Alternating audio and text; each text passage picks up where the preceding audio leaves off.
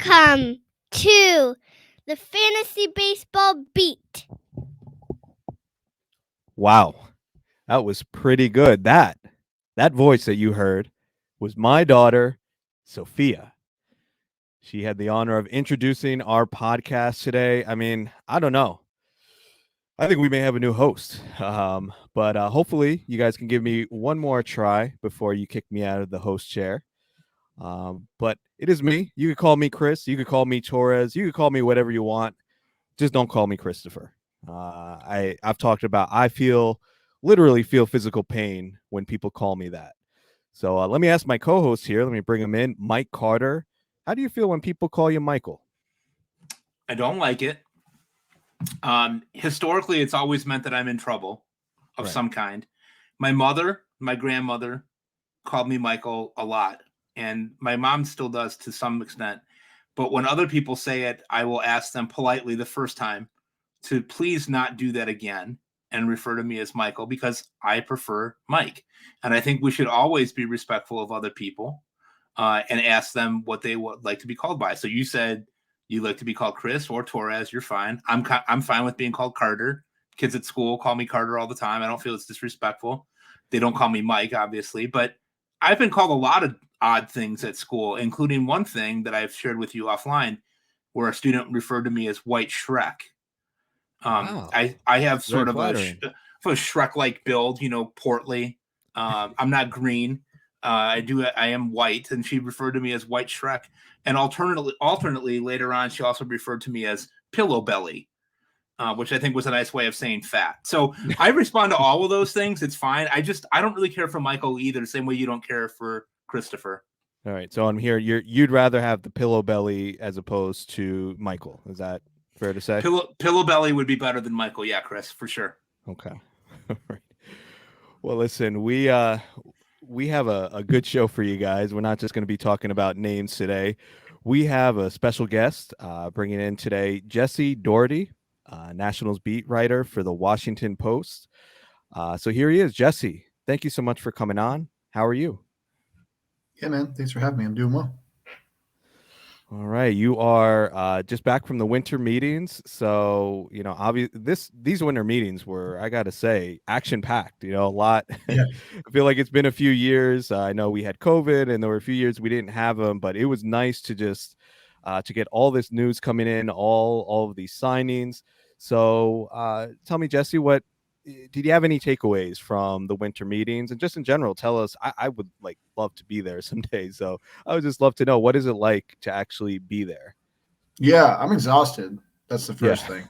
So not liable for any if I mix up names or stats. I'm coming off a red-eye flight, so I'm just gonna throw that out there right now. No, it's fun, man. I mean, takeaway in my life is that I had an easy week. The team I cover was largely inactive, aside from a really momentous Rule 5 pick. I don't mean to denigrate Thad Ward. I'm sure he's a fine player, but yeah, no, it was cool. I mean, there's a lot going on, especially this year. I think last time we were there was 2019. It was at the same venue in San Diego, and that year actually was pretty good too. It was Garrett Cole and Steven Strasburg and Anthony Rendon, and then Josh Donaldson was after that. 2 years before that, 2018 was the year when it was just totally flat. And that's when Bryce Harper and Manny Machado, Dallas Keuchel, Craig Kimbrell, all those guys were kind of left in the cold, and the dominoes were really slow to fall. So, I mean, it's certainly more fun when it's this kind of deal. I was in the airport last night when Xander signed. So it was kind of winding down. And I think even Chaim Bloom, I read a Boston Globe story that he was getting on a flight when he found out Xander was leaving. So it was pretty much wire to wire. I mean, from the beginning, Trey Turner was the first morning. And then Xander at the end of the week. So yeah, as far as winter meetings go, and then as far as it's a lot of hanging out at the lobby bar at the venue and talking to agents and stuff. So it's a good time for sure. It was crowded. I think people were just excited to be out of their house. Yeah. And you mentioned the Nationals really weren't too active. So I want to get into kind of what they're doing here, what their plan is. We know that they're really in the middle of a rebuild. We know they're not going to be bringing in any big free agents, but just want to start out by talking about them at a broader level here. And I know one major thing that is changing, and you wrote about this a couple weeks ago, was that they're really making a push to become more analytically, more data driven. So I'm really interested to learn more about that and how that's going to change their player development, and what immediate impact do you think that's going to have on the team this year? Yeah, it's interesting because they're extremely far behind. And that's just that's the subtext of basically any move they're making right now in terms of modernizing, whether it's in the video room, whether it's technology they use in the minor leagues, whether it's with the staff they're bringing in or hiring for. They're really behind. And what that means is if you're always catching up, it's hard to fully catch up because they're adding Hawkeye cameras and they're adding biomechanists and they're adding staff to process data at their affiliates. Now, progressive teams did that 5-10 years ago. So what are they doing now that you're not doing? So it's really hard. I mean, it would take a really, really aggressive winter and frankly a lot of money, far less than you actually have to pay real players. So I mean, that's the thing. That's what they're not doing right now. Since the money's sitting there, is that they really have to catch up, and the material effect is going to be hard to see for a while because what happens is if you don't have those things for so long, it's not part of the culture. So you can have as many cameras as you want and you can hire as many smart people as you want. But if they're not enabled to work with players on the ground level, if it's not part of the language, if it's not part of the scouting process, both in player acquisition, pregame scouting, game planning, all those things, that takes a really long time. So I don't think it can hurt. And they might avoid situations like last year when, Austin Voth left and was pretty adamant on the record about saying that he got so much more information in Baltimore than he did in Washington, and they fixed his mechanics and turned his season around and maybe even his career around. Like they might avoid some sort of micro situations, but as far as seeing the results in the win column or in their player development, it's going to take a couple of years now. And that's when you're like, okay, so then why weren't they doing this 18, 19, 20, 21? And the answer really is I think winning's intoxicating and it can really make you feel like your methods are working. Right. So in some ways they had this run of success for a decade and it just confirmed that neglecting certain parts of the industry and certain parts of what was going on in the sport were okay because we're winning ball games, right? It's okay. Sure. But eventually that kind of stuff, and I think we're seeing that now. Yeah, falling into a couple of big time first round picks leads you to winning, and it does become intoxicating. I think you're absolutely right about that. Jesse, kind of a follow up to what you said. You were talking a little bit about culture. How would you characterize, obviously they've had some tough times the last year or two. How would you characterize the clubhouse and the overall culture of the team as you see it? Yeah, it's a good question. It's evolving, I think, because for a while, the mix was either homegrown players or big name free agents who I think kind of had their methods in place before they got to the Nationals. Like Max Scherzer or Daniel Murphy or Patrick Corbin, or you can go down the list of big name guys, Jason Worth, even guys they got when they got to the Nationals, they were pretty formed baseball players, and they weren't sort of figuring out their process and their routine. They had it already, and now it's a mix of homegrown guys and guys from the outside who are young and still figuring that out. So the culture is not so it's not going to be dictated as much, I think, by the people in play decision makers. It's going to be dictated more by the guys they're bringing in because players are going to be asking for certain things. Like, hey, I was with the Padres and we used to do X, Y, Z. Where's that? Or I was with the Dodgers and where's that? I mean, they're getting guys from pretty progressive organizations who are used to certain ways of doing things. So I think some of these changes, sort of the cynical way to look at it is they're still exploring a sale and they want to look more modern to any potential buyer. It looks good if you are sort of on the up and up of the cutting edge stuff. But I also think it's a response to having young guys who did this in college, who some of them maybe even did in high school, and certainly did it at their previous organization. So I think they're adapting to the personnel in a way they haven't had to, because in the past, it was either guys who had never been exposed to it in their own organization or guys who said, I get that from my guy back home, or I get that from my personal trainer, or I get that from Eric Cressy down in Florida. I don't really necessarily need a personalized plan over the offseason because I have my routine and I'm making enough money to really do that on my own. My agency might even do it. It's so I think the culture's it's at a fork in the road, and it's going in the right direction, I think, because one, some people are smarting up and realizing that 3 straight last place finishes have to, you don't want to keep doing that. And two, I think the players just have different demands and different interests. Yeah, and I mean we're seeing the gap is widening, right, between the teams who are embracing analytics and data-driven practices, like the Astros, the Rays, the Yankees. I understand a lot of them have higher payrolls, but not necessarily the Rays, though. We're just seeing what embracing analytics can do as far as sustainability of success. But you mentioned you have now players that have come from different organizations, young players, and one of them, and really might be the number one foundational piece that they got in the Juan Soto trade was CJ Abrams. So want to get some thoughts on him specifically. 2 questions regarding him.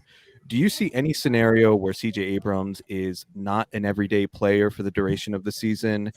And as well, I would like to know, how aggressive do you think he's going to be on the base pass this coming year? Yeah, I think only if he's hurt would he be out of the lineup. I think they're going to play him as much as possible. He just needs big league reps. Mm-hmm. Yeah, and sorry, yes, I was gonna say, like, no potential platoon issues if they see him struggling against lefties. You think they're just gonna put him out there?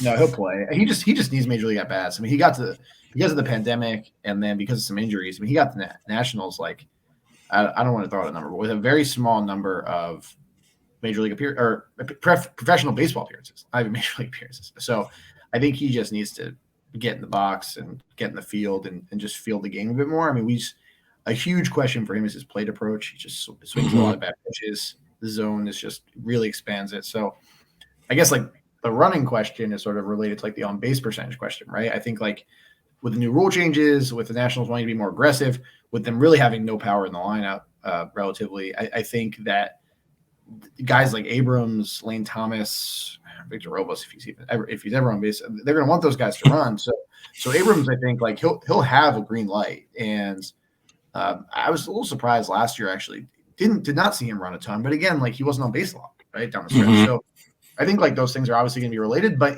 given the opportunities again and the rule changes, and I think team identity being not necessarily what they want to do, but what they're going to have to do to manufacture runs. I mean, I would expect him to be running a good bit. Yeah. It was interesting on MLB Network, listening on the car the other day. Mike Rizzo was on, I think, yesterday, and he said that he really felt that the team defense really improved once they acquired Abrams and put him at shortstop and put Garcia at second. I know we'll probably talk about that, but just him saying that made me think the same thing that you're saying, Jesse, which is that he's going to be in the lineup come hell or high water or injury in that regard. So totally. Yeah. And it could only go up, man. I mean, that first half defense was bad, but it was a notable improvement for sure. One of the things that I'm always interested in, I cover writing about closers at Fantrax, and one of the questions I think that's pretty preeminent in a lot of fantasy players' minds is this Washington bullpen. Now, Kyle Finnegan showed some signs last year that he could be potentially the closer. He ran across a couple of hard times as well. Do you see him being the closer to start the year? Do you think that the Nationals are going to spend any money on the back end of their bullpen, or do you think Finnegan will be the guy to close? No, I think they feel really actually as good as they can about any part of their roster is probably the back end of their pen with Finnegan and Hunter Harvey. And who knows with Tanner Rainey and coming off TJ, but midsummer return for him too would bulk it up. I think Finnegan should be the closer and be in those save opportunities. The only sort of quasi scenario I could see where they give Harvey some reps is if they're trying to beef up Finnegan's trade value. I think he's really valuable as a potential 1+ guy, bridge to a really good closer. He's been pretty good in his career in multi-inning appearances. So, I mean, they liked him in the 9th last year. He's been really impressive since he came over from Oakland, and I think Harvey kind of profiles me more as a closer of the future. They have more control with him if he can stay healthy. He's not going to be a 1+ guy, probably given all the injury concerns in the past. But if I had to guess right now, all things being equal, take matchups out of it, they have a 2-run lead. I'd say Harvey 8th, Finnegan 9th would be my projection there. Okay. Makes a lot of sense. Yeah, let's move to the rotation and 2 pieces that I think are projected to be in the rotation, but want to confirm, what your thoughts are. Kate Cavalli and Mackenzie Gore. So can you give us a percentage of, I guess, the likelihood that they're going to start the year in the rotation, and how many innings approximately do you think they're going to be throwing this year? Yeah, I think I don't want to say 100 because of health, concerns, but if both guys are healthy, they'll be in the opening day rotation for sure. Okay. So, as far as innings, Gore's the weird one. It's, you think of sort of a 15% bump is kind of like a standard for young guys as they're building their count. I don't want to say standard because teams think of it differently, but that's kind of what the Nationals do. And so Cavalli had 120 in 2021, and then he went down to 100. He would have probably passed 120 if he stays healthy through August and September last year, thinking he had like 6 starts left maybe. So I could see him maybe, getting a bump on 120 if he was healthy, wire to wire. And then Gore's really weird for me because he didn't only pitch really those first 2 months, and then he has the elbow problems. I think they'll be cautious with him, but again, like they don't really do hard caps. We saw with Josiah Gray last year, he passed his career high, and they were saying for weeks, we're going to shut him down. He ends up going most of the way. Maybe they shortened his starts a little bit, but I think like I think they'll want to see guys go all the way. They won't want to necessarily shortchange them. You just might see some shorter starts here and there in the middle of the season, or maybe it's 5th inning and they seem like they look good. They might get pulled because, again, like this team's not trying to win a division. It's just not what the goal is. So they can kind of plan it all as if it's a developmental year. I don't really know what that means for totals. Again, Gore, I'm really stumped on just because he's coming off such a bizarre year, and you can't say like, if he had a full season, I could kind of look at it and say he's going to get maybe this percentage bump, but I don't really know where they're at with that. But rather than starting guys late or ending guys early, they like to kind of just piecemeal it out throughout the year and have them go wire to wire. I think that's the general plan. Health will obviously dictate that. You know what's really interesting, Chris? I was thinking about Mackenzie Gore when we were preparing for the pod, and I looked it up and I thought, well, he must be about 26 or 27. He's only going to be 24. It feels like he's been around forever. He's somebody that's a really interesting guy. I don't know how much he'll be able to throw either, but I think it's a really interesting pickup for them there in that Soto trade. Yeah, it's pretty. I mean, if you look at his April and May last year, it's a short burst, but I mean, he looked like a frontline major league starter, future ace type stuff. So, I mean, obviously that's the Nationals are banking on, but I think if you told Padres fans he's going to be in a trade, come summer, they probably would have been, not happy. But then the guy gets hurt and maybe fades a little bit from the public conscious, and it's not as hard to swallow. But I think he could be a really interesting piece for them down the line. And, I'll be honest, going back to our earlier conversation about the Nationals' philosophy, when I heard he was being traded to the Nationals, I was like, oh, no, because like I don't feel like they have the best. I mean, obviously you had Strasburg, but he was kind of a special talent, so I was kind of like, I don't know if that's the best landing spot for him. But hopefully with these changes that they're making, they improve on the development side with their pitching. You brought up Josiah Gray. I'm wondering what your thoughts are on him. Do you see another level for him this coming year? Yeah, I mean, I see certainly an improvement on what he did last year just because he really got knocked around, and he started to throw a sinker down the stretch, and I think that would be huge. His breaking stuff's good. I mean, it's really good. And if he can get to that and he can pitch backwards, but he needs a fastball and he needs something that moves a bit because the four seam wasn't missing barrels last year. And you saw it in the home run total. If you look at sort of the StatCast numbers on the way that they quantify how pitchers did against his fastball, it was a really terrible pitch. And then you look at his slider and it's one of the better pitch sliders in the league. So he needs to get something that can get guys off the barrel, and I think the sinker moving a little bit in the righties and away from lefties could be a major factor. Of course, he has to be comfortable with it. He can't just throw it just because it moves a little bit. But the four seam didn't work, and it might work better again if he has two options that they put in the guy's head. But it's going to come down to that for me is adding that second fastball and seeing if it can help the breaking stuff play. For sure. Jesse, our good friend Caba Joey, as they call him there, right? Is that performance at the end of last year sustainable for him this year? I mean, I think he helped a lot of fantasy players down the stretch. Obviously, a lot of people didn't know very much about him.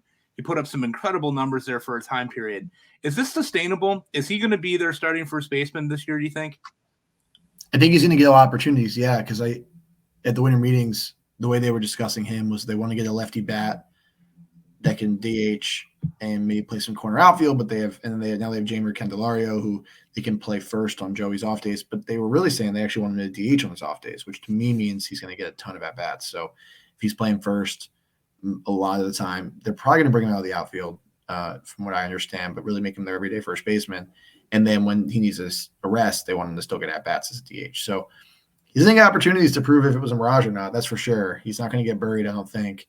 I mean, as far as it was really interesting because like there were stretches where he was just crushing fastballs, and then he started to see a lot of breaking pitches, and then there were stretches where he was not hitting fastballs well, but he was crushing breaking balls. So like he was pretty good at countering the counter adjustments, and like that's all you can ask for. When the guy's new like that, that's what you want to see. I mean, it's like what I was really kind of worried about on his end was like, okay, he's coming up, no one really knows him. They're throwing him a bunch of heaters, and now he's going to just get buried. You know, they're going to just go away from him. But it didn't really happen. And what was most impressive with him was he was beating every mistake. So that's what you have to do, right? I mean, major league pitchers are just like otherworldly good. Even the mediocre guys are throwing 96 with hooks. So it's like, I think that the fact that like every time someone missed middle in his sweet spot or hung something away, he would, dump it into the right center gap. And it was just pretty remarkable that he didn't waste a lot of opportunities to get to, with pitches he could handle. So, does a number of those go down a bit and he regresses? Yeah. I don't know if he's like a 330 hitter on a 40 home run pace, but I do think he could be an above average major league hitter for sure. And like he showed it in the minors, he was projectable. I think guys that make a lot of contact were, what the Nationals wanted, and they just thought they could lift his launch angle a bit and get him to pull the ball a little bit more. There was some more power there. So they did that, and the results were really good. So you brought up Jeimer Candelario. Wondering, is he going to be an everyday player for them? Yeah, that's my understanding. I wrote this the other day. I think the team is going to frame it as a competition with Carter Kieboom, which makes sense. I mean, it's, former top prospect, and you're always going to have to give that guy a shot. I mean, but people I've talked to anonymously, they believe that Carter might need some more time, which has a decent spring. I mean, he just hasn't played in the majors since October of 2021. He's coming off major elbow surgery, which for a third baseman is a little tricky. So I think just a chance to get back in the rhythm. And if he goes down to AAA and mashes and they want to bring him up, then maybe Candelario's at bats get cut a bit, or they move him around the infield or whatever it is. And I think maybe if Kieboom is lighting the world on fire in spring training, that could change, and maybe they do bring them up and try and just fit them into the same lineup. But I believe Candelario was signed to play every day. I mean, they see him as a guy that can maybe flip at the deadline. He's a bounce back candidate. Sure, opportunity is on there. So I think, he can play some first. He could DH. So there's a way to fit them in. Again, if Carter's excellent and he's back and he's a lot better than he was in his previous chances, then yeah, maybe they could DH Candelario. Carter plays third. But no matter what, I think it's the takeaway would be that Candelario is going to get the amount of at bats an everyday player would somewhere in the lineup. Yeah, that's interesting. Yeah, I hope the Carter Kieboom dream still lives, as well as Victor Robles. It sounds like they're going to get one kind of last shot here to prove themselves. Yeah. They might. Speaking of guys getting opportunities, Jesse, talk a little bit about Luis Garcia. Now, obviously, he's they're planning to move him back to second base and get some playing time alongside Abrams playing shortstop. How do you see that move back to second base impacting him? Do you think that having a specific position and knowing that he's going to be kind of locked in there is going to help him at the plate? He looked a little lost at certain points last year. Yeah, I think it's a good point because he's not a major league shortstop. And I think that was weighing on him because he showed it in AAA and every indication was that he wasn't able to do that. And they tried to it's like square peg round hole sort of deal. So yeah, he's similar to Abrams.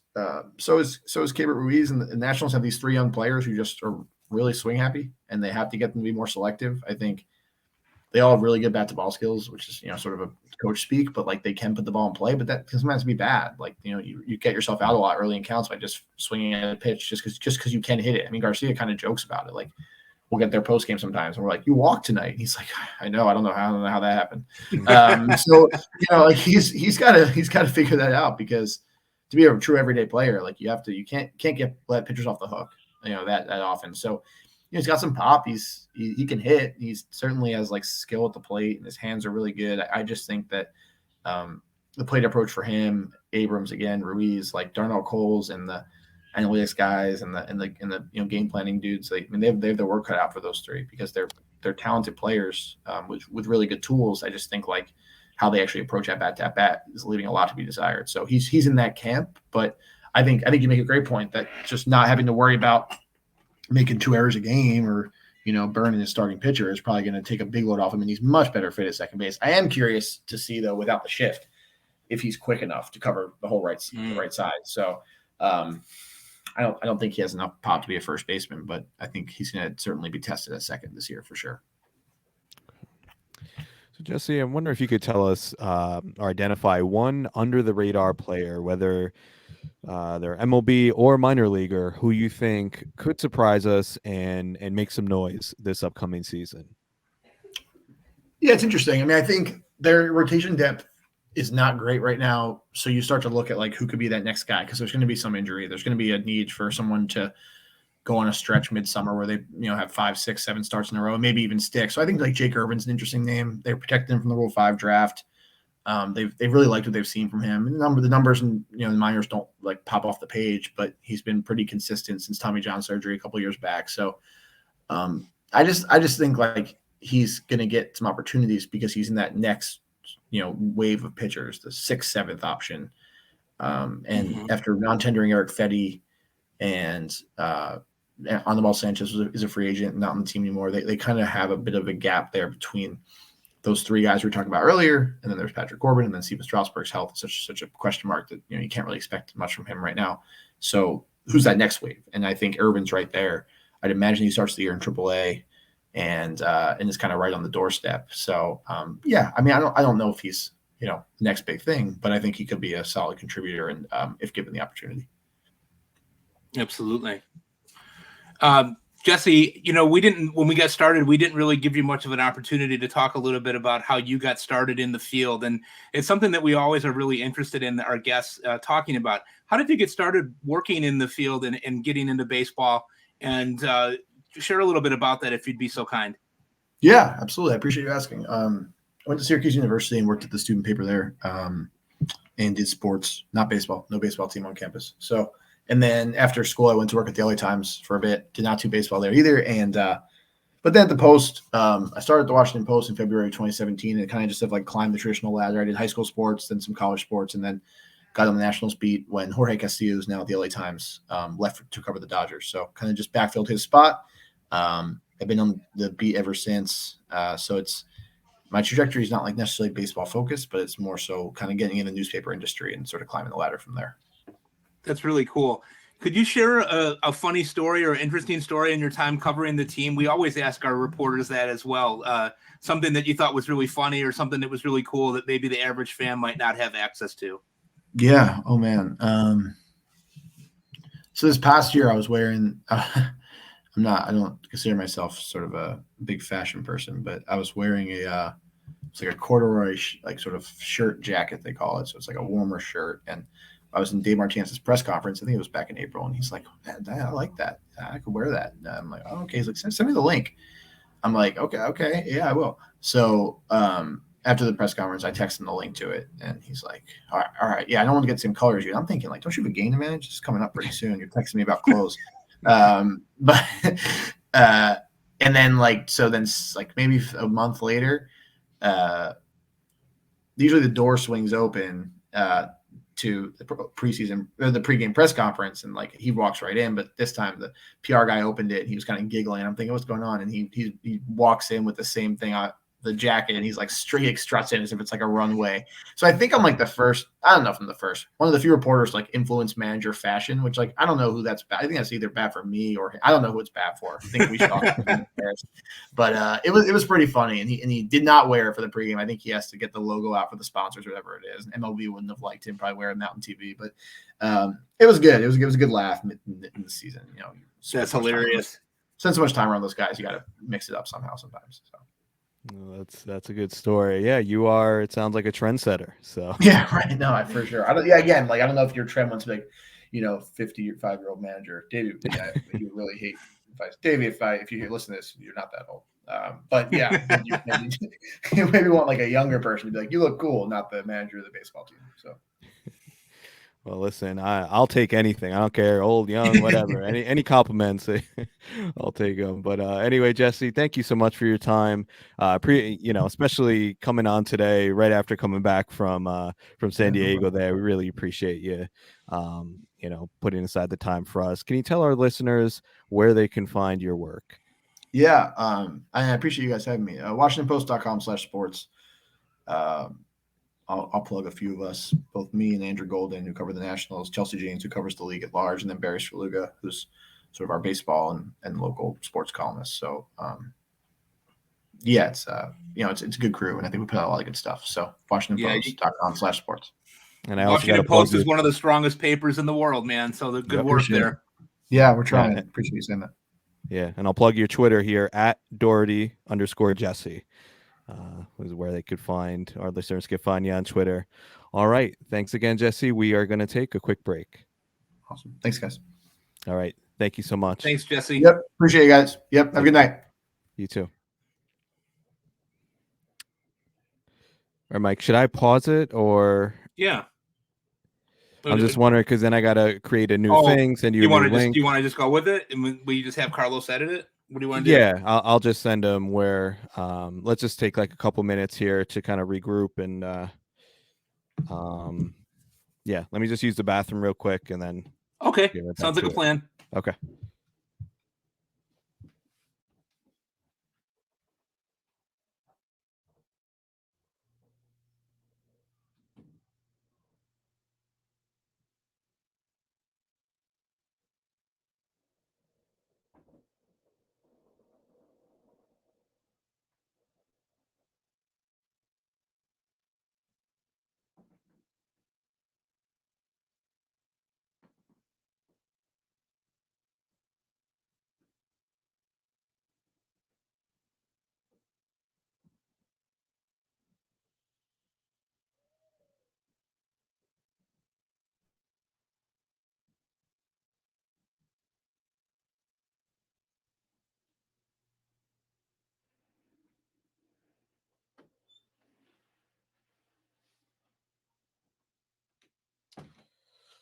All right, so we'll just go with kind of like we did last time. One player that you're interested in at ADP.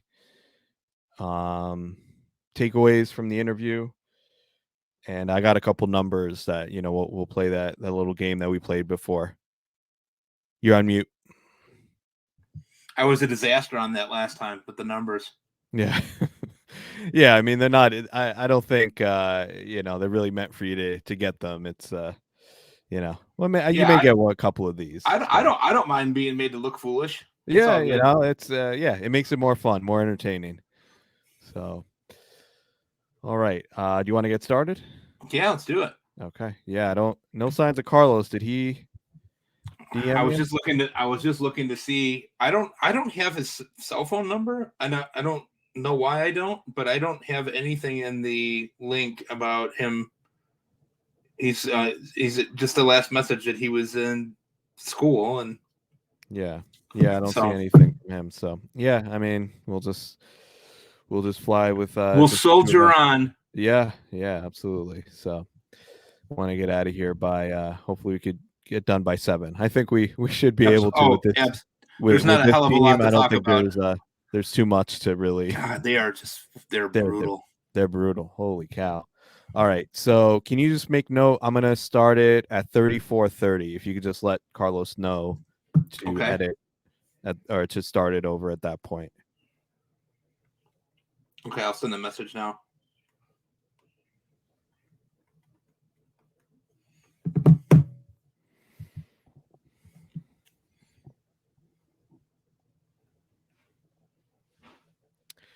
Welcome back. All right. I am back with my co-host. We just finished our interview with Jesse Dougherty.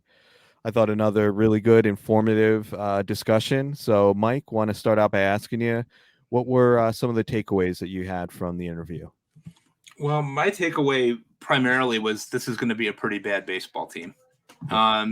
there doesn't seem to be a lot of hope for competition this year in terms of them getting out of the cellar. They have some young players that might be of some interest to us as fantasy players, guys that are going to have an opportunity. And we know that later in drafts, so we're looking for guys that are going to have an opportunity. I'm not really sure how that's all going to play out. I don't think any of us are, but that was my big takeaway, is that this is not a very good team. And even that, they have a lot of question marks, especially in their pitching staff, it seems like to me. How about you, Chris? Yeah, I mean, I realized it even like when I was prepping for the pod. I'm like, oh my God, like what are we gonna talk about? I mean, it's pretty brutal. Especially from a fantasy perspective. There's just really, like you said, there's a few young pitchers that we could have some interest in. Some younger players that are gonna get playing time, but really no one that I'm super excited about for fantasy. But I'll throw this out to you, and I put a poll out on Twitter, and I'll share the results in a second here. But I'm wondering, like at their current ADP, who are you most excited about out of all the Washington Nationals players? Well, that's a really good question, Chris. My gut is to say no one, but I know that that's not a response that we can use here, and it's a cop out. I would say, based on where ADPs are right now, a guy that I have some level of interest in just because of the power speed combination is Lane Thomas. Although he did not do as well at home as he did on the road last year, and that gives me some pause. But this is a guy that definitely, with an opportunity, could have double-digit home runs and double-digit steals. Batting average is probably going to be a little bit of a drawdown for you, something he's not going to help you in. But with an everyday opportunity and 500 to 600 at bats, I mean, I think this is a guy that could get you 20 home runs and somewhere around 15 steals. And later in a draft, I mean, his ADP right now, I think, is about 279. And at that point of the draft, I feel comfortable taking somebody like Lane Thomas if I have some projectability of having the home runs and the steals, which I'm always kind of a sucker for trying to get late. Yeah, that's a no from me, dog. I mean, I went down the Lane Thomas path. I went down the Lane Thomas path last year, and really he made me look pretty foolish. I'm trying to pull up now. I had a tweet that basically was in a kind way saying that the people fading Lane Thomas were just imbeciles. So that really didn't work out well. I had him in a lot of spots. And to be honest with you, man, I think he is what he is. I think he's just he's a fourth outfielder type. He's going to get some run here on the Nationals because they don't have much else. But I think we also have to be cautious because sometimes we talk ourselves into players with that argument like, oh, there's nothing else there. Bottom line is there's always someone else there. If Lane Thomas goes out and he goes into another slump like he did last year when he lost his job, he's going to lose his job again. There will be somebody they're going to call up from the minor leagues who they're going to give a look at because really he's 27. It's not like he's some, hotshot prospect that they're going to just give every opportunity to. And there's also the platoon issue. It's pretty clear he struggles against righties. For his career, he's got a 26% strikeout rate against them. Much better against lefties, below 20% against lefties. He's hits for more power against them. So it looks like he's going to kind of fall into that role of more of a short side platoon guy. And I'm just very cautious. And I think people might get sucked into, they see him on roster resource as, the leadoff hitter. And people are going to be like, well, I'll take the leadoff hitter for any team. At that price, but I think we just have to be cautious with that because I think there's also a possibility he ends up losing the job. Yeah, it's very possible. I mean, I think that's one of the reasons why I have to really kind of consider strategy this winter a little bit more and really looking at what I do, because I really do find like those guys that have that the double-digit home run and steal possibility to kind of really get me going like a Pavlov dog. Like I get really excited about those kind of guys. I'm like, oh, maybe I know something that somebody else doesn't know. And then you get stuck with a 220 average and a guy that's DFA'd in May. Like I don't want to find myself in that position. So I probably really do need to reconsider my stance on those types of guys. I've never taken him as a guy that I felt was a starter, but as a guy that I had on my bench and a fill-in in NFBC leagues if I needed somebody down the road. And that's not exactly worked out very well for me, to your point. Yeah, I think we also have to consider with the rule changes, and I think stolen bases are going to be a little bit easier to find this season. So Lane Thomas's 15 stolen bases with meh power and meh batting average is really not going to be that valuable. And I don't see, last year, I felt like there was a potential that maybe he's just an under the radar guy and we could see him really, like, maybe there's some upside. I think we have enough of a sample, especially now at his age at 27, that I don't see that potential. I don't see all of a sudden Lane Thomas becoming a top 50 player. I think we kind of know what he is. So really not too interested in him. I did put out a poll on Twitter. I didn't include Lane Thomas in this one, but I had Joey Meneses, CJ Abrams, and Mackenzie Gore were the three options that I listed. And I asked our fantasy baseball Twitter people who they were most interested in. And it looks like CJ Abrams was the winner of that. Not by too much. He was ahead of Mackenzie Gore. So tell me, Mike, CJ Abrams, he's going around like pick 250. Are you interested in him at that price? No, I'll tell you, I think he's a guy that I'm going to let show me what he can do first before I'm going to invest. I mean, I think he had 2 home runs last year, 7 steals, not a ton of at-bats. I don't know that his profile really helps you in any way, shape, or form, especially as a middle infielder, where I feel like there might be better options at that point in the draft than Abrams. Some people really like his upside. I don't really know him well enough to know what that upside is. And I kind of want to give him a year to prove it to me and see what he is. And then maybe in 2024, God willing, that we're all drafting and doing those things, then I would look at him more deeply then. I just don't see me getting a lot of shares of Abrams at this point until I can sort of believe in what I see a little bit more.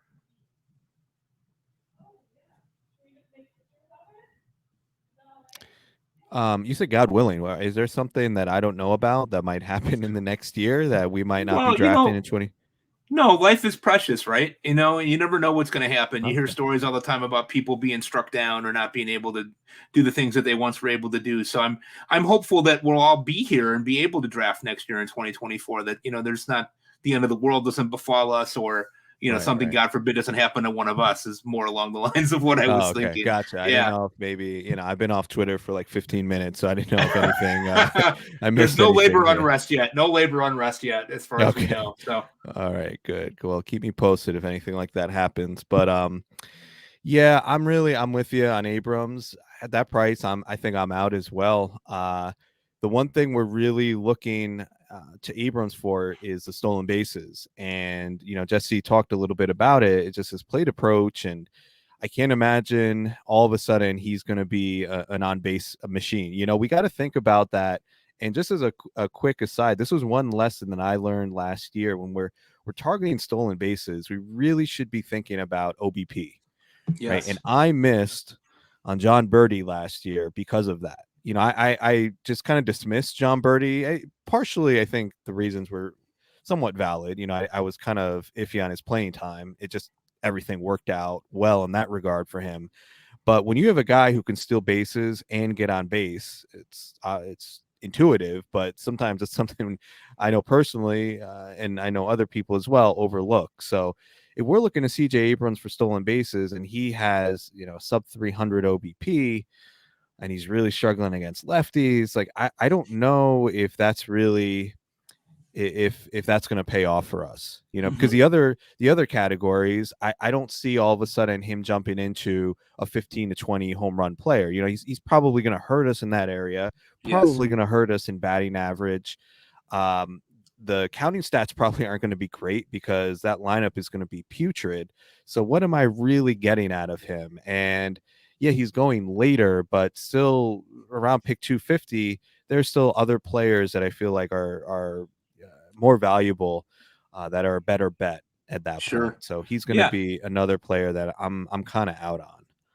I agree with you. I think one of the things that'll happen a lot of times with guys like Abrams is that there will be some other owner playing in a league that I'm playing in who will see upside that I don't see and probably draft him before I would be comfortable drafting him, which means I won't get him probably anywhere. Yep. Makes sense. All right, so we're going to move into, we did this on our White Sox episode, and oh boy. Yeah, I'm not trying to embarrass you, Mike. I'm not trying to make you look silly, but I think it's just a fun little, way to point out some interesting stats for each of these players. So, again, this is called a numbers game. So I'm going to give Mike a name of a Nationals player, give him a number associated with that player, and then have him guess to what that number might be. So I'm going to start with Joey Meneses, and the number is 371. I think you're going to get this one. Was OBP? Nope. Not his batting average. Nope. But it has something to do with batting average. It has batting average in it. 3. Me down, baby. I know you got this. I said OBP. You said no. I said batting average. You said no. Yeah, I'd say batting. You're like halfway there. I'm drawing a blank. I'm sorry. His batting average on balls in play. Oh, BABIP. Gotcha. Sorry, It's been a long day, man. Yeah, I could tell. I thought you were gonna get. I kind of. I was preparing for this. I'm like, I want to give you something. I don't want to make it so that it's almost impossible for you to get every time. So I was banking on that one, but it'll be interesting to see how many wrong I get in a row. I mean, I think this could go on for weeks. Quite honestly. I think this will be fun. We'll definitely we'll keep tabs here. I love it. I love it. Joey Meneses, 371 BABIP. Wow. Had a 324 average. So obviously that was assisted by that inflated BABIP. For those who aren't aware, league average BABIP is around 300. So he was definitely running pure there. So what are your thoughts on that, Mike? And just in general, what are your thoughts on Joey Meneses this year? Yeah, I mean, my guess would be that he's going to come back to earth, right? I mean, he did have a really incredible run there, but really only had about 240 plate appearances at further look. 50 some game sample. I'm guessing that that BABIP is going to come down back to earth, which means that the batting average will go back under 300. I think the power might be legit, though. I mean, I think this is a guy that could hit 20 to 30 home runs depending on how much of an opportunity he gets. But the one thing that always kind of gives me pause on these guys is like, and I don't know how you feel about this. I'd be interested to talk with you about this over a beer. Guys that come up that are older. You get these Patrick Wisdoms, the Joey Meneses. Are those guys legitimate prospects in your mind, guys that you look at the next year and say, boy, I'm really going to take a chance on this guy? Or do you get a little bit of pause there and say, this might have been a 1 year? Yeah. I mean, everybody's bringing up Frank Schwindel, right? Yeah, I mean, it's almost like the same exact situation as Frank Schwindel last year. Had that hot second half and similar skills too, right? Like decent contact skills, good power, career minor leaguer. We can't use that as the basis of what's going to happen for these types of players moving forward. Obviously, Schwindel didn't work out last year, right?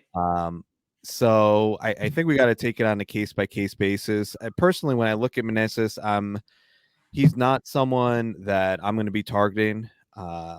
But if you plug in, now I wanted to ask you about this because I find this really interesting, and I know people on Twitter have talked about his projection, according to Steamer, pretty good.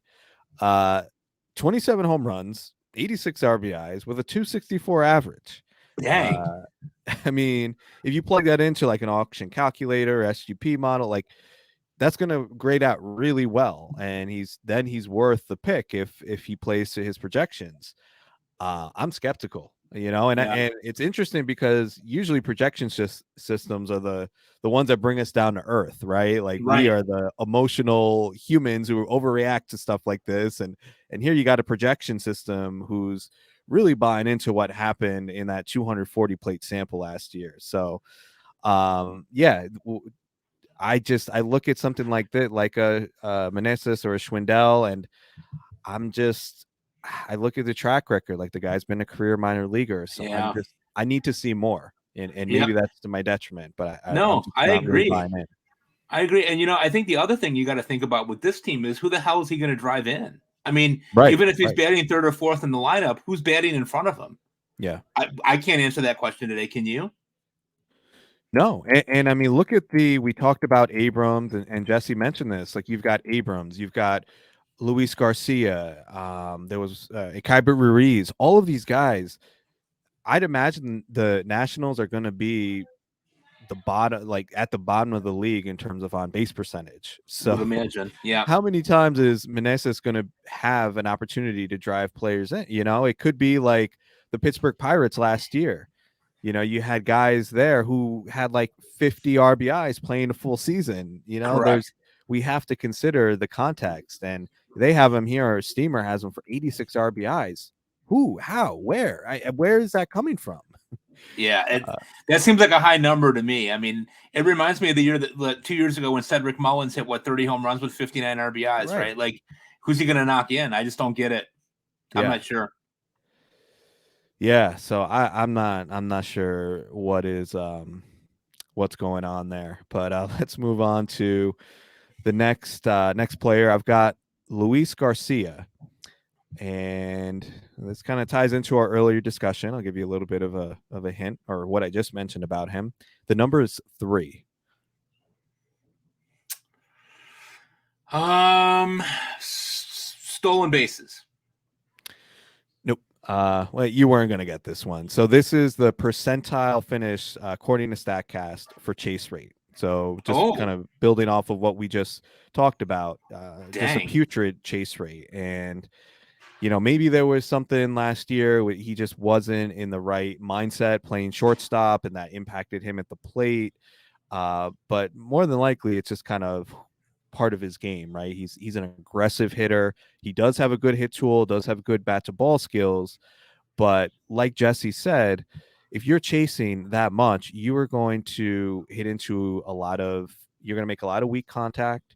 You're going to make a lot of easy outs, and at the extreme levels, you really do not want that. You want players who could be aggressive, but not to that level. So that's another reason I know people are hoping to have maybe hit on some upside with Luis Garcia. He is young. He's only 22, came up as a 20-year-old. So possible that there's some development there. But I just don't see, like, for fantasy, how he's going to be that valuable. Again, the context, not good. He's not really a big stolen base guy. He has a very high ground ball rate, around 50%.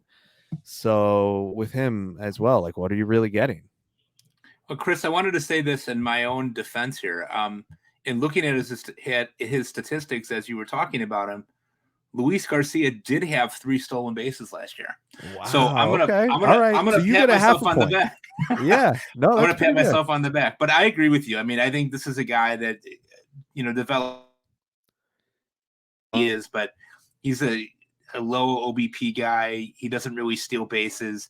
He did hit 7 home runs last year, but that was in 377 plate appearances. So I don't really think, again, that this is a guy that you want to be targeting in drafts. Maybe an end game filler if it's a situation where you feel like maybe he might be able to hit on some magic here, but he looks like a pretty average guy at this point. Let's give him a year and talk about him next year. Yep, totally agree. All right, CJ Abrams, number is 17.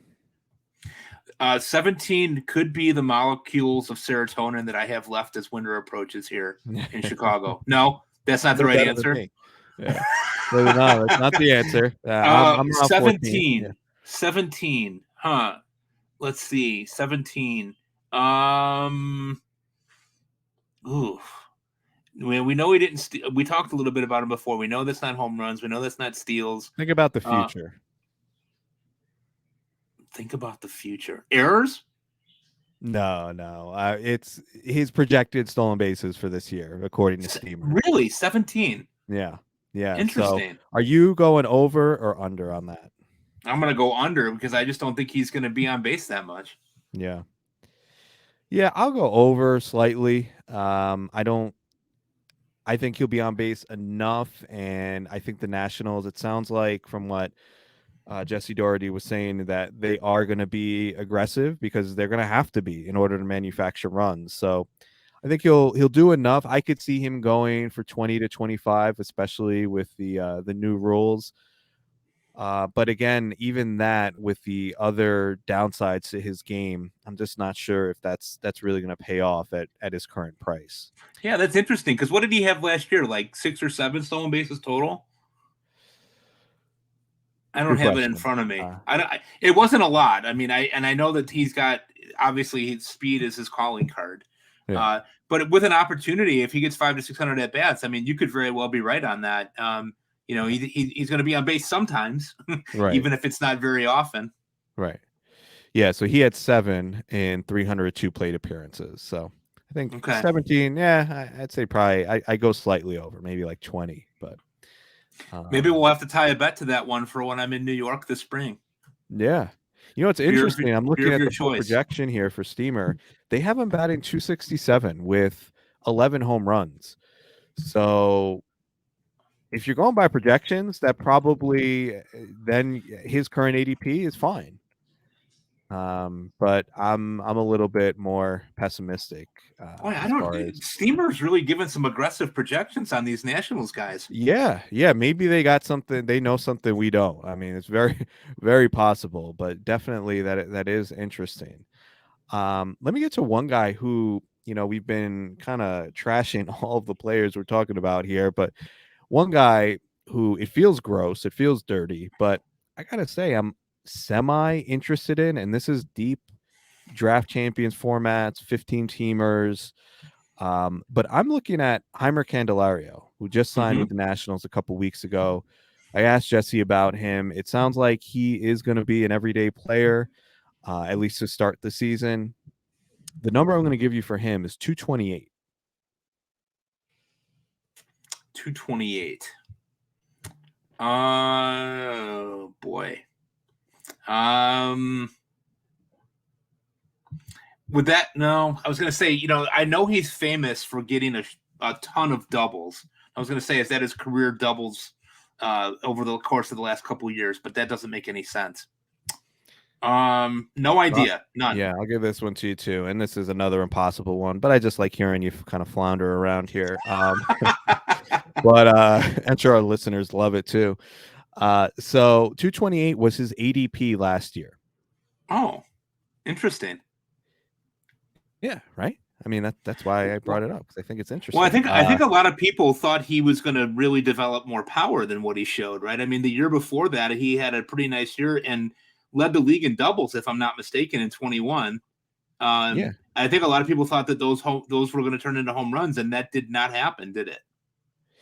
It did not. I mean, he was a huge disappointment last year. Another guy who I had in multiple spots. I thought he was kind of I didn't see a ton of upside with him, but I also thought that, he was on a good trajectory. He was entering, I think his 28 season. He had shown some development, and he really, really regressed last year. And who knows what the issue was? I mean, playing in Detroit is obviously not a good hitter's environment. I don't know if there was something personal or whatever, but his ADP this year, and I'm looking even just the past couple of weeks since he signed, is still past pick 400, like around 450. I think in like a draft champions format, again, it doesn't feel good, but as probably a third baseman, I'm down with Jeimer Candelario. I mean, he's probably going to play. I think it's very likely he's going to play every day. He's a switch hitter. Plays multiple positions. He's eligible at third right now, but he could gain first base eligibility in season. And he's not going to light the world on fire, but I think he can.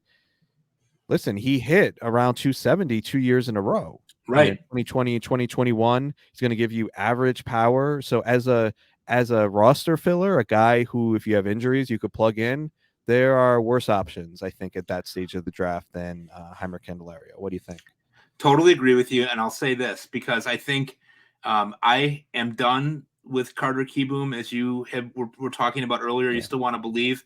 My guess is that Candelario will get the bulk of the reps at third base as long as Meneses is performing at first base. I don't think Carter Kieboom really looks like, to me, just in the limited opportunities that he's had, doesn't look like his hit tool is major league caliber. Now, granted, he's still a young guy too. Is another one of those guys that feels like he's been around for 10 years. He's only 23. So it's possible that all those things could coalesce and he could become better, but he's going to have to cut that strikeout rate significantly if he's going to want to be able to play in the major leagues, even on a crummy team like the Nationals. I see Candelario getting far more of those at-bats and being effective than I do Kieboom at this point. I think Jesse also said in the pod as well that there's some feeling that Kieboom might need some more minor league seasoning before he's ready to come up. And he's still a young guy, so that's very possible. Carter Kieboom's 23? 23. Come on, no way. No, for real. He came up in 2019, he came up as a 21-year-old. So he's 24. I'm sorry, 24. My bad. Still, I mean, wow. I would have. I'm not a huge prospect guy, so I haven't been following him the entire time, but it just feels like he's been around forever. So wow. Yeah, he's 355 career at bats in the major leagues, 8 home runs, 197 batting average, 304 OBP, 285 slug, OPS plus 63. Yikes! Wow. Okay. Yeah, give it up, Chris. I think that dream is dying until the dream is over, buddy. The dream is over. Yeah, he really just has not. There's been nothing. There's just been nothing. No glimpses that he is going to be what people, what his prospect status indicated. So, but yeah. So I'm sorry if we depressed some people with this, going through this team. But hey, you gotta try to uncover every stone when you're playing this game. So we did our best, but we appreciate you listening. Next week, we have a team that I think is going to be we're going to have some more fantasy relevant players to discuss, and that's going to be the New York Yankees. So next week, we're going to be recording with Brian Hoke of MLB.com. And we'll be talking all things Yankees. He's, I think, good timing too because of the Judge signing. He's got a new. Oh, did he sign? I didn't know that. Nobody was talking about it this week. Yeah, no, I know. It was kind of under the radar, just like on the a little section in the newspaper there. But he did sign. Thank God. I really thought for sure that he was going to be going, especially after the Arson Judge tweet. Why would I believe John Heyman? I don't know. That's a fair question. At this maybe point, let's try to get Heyman on to talk about Arson Judge and Coke Hamels. Wouldn't that be great? Coke Hamels. Yeah. Well, listen, with the way things are going for him right now, I think he may be, right now he's too big for us, I think. Yeah. But if he keeps having these gaffes, I think he may be more open to coming on if this interferes with his future employment. So maybe his serotonin levels are similar to ours, Torres. Maybe he'll give us a chance because of that. Yeah, you never know. So what's the worst they could say is no, right? So I'll get on that now. Yeah. Well, one thing I would like to share with the people who are listening to us, and thank you again to those of you who've given us an opportunity to be in your car with you or be in your home as you're doing stuff around the house. Torres was gloating the morning of the Judge signing and was sending messages through Twitter at 5:30 in the morning, waking me up, saying it's a great day to be a Yankee fan. And I almost threw up on myself. Just there might not be, we'll have to talk about this at some point. And I know that it's not part of this podcast, but who is the most obnoxious fan base in baseball? This would be something that I would like to talk to you about over beers as well. Because I would not say that it's the Yankee fan, but That's me. I mean, we're up there. we are up there. Top 5 for sure. Yeah, yeah. I'm gonna have to think about this one. I mean, the Mets aren't obnoxious. They're just like, after a while, it's just listening to them bitch and moan gets a little old. But obviously I've got my issues with Red Sox fans, so but that's just part of the rivalry. So that's something we'll have to figure out more when you come out here, and we'll talk about that over some beers. But anyway, we're gonna get out of here. Look out for this episode coming out next week regarding the Yankees, and then we'll be taking a break. I think we need one for Christmas here. So, all right, and hopefully we have Carlos next time too.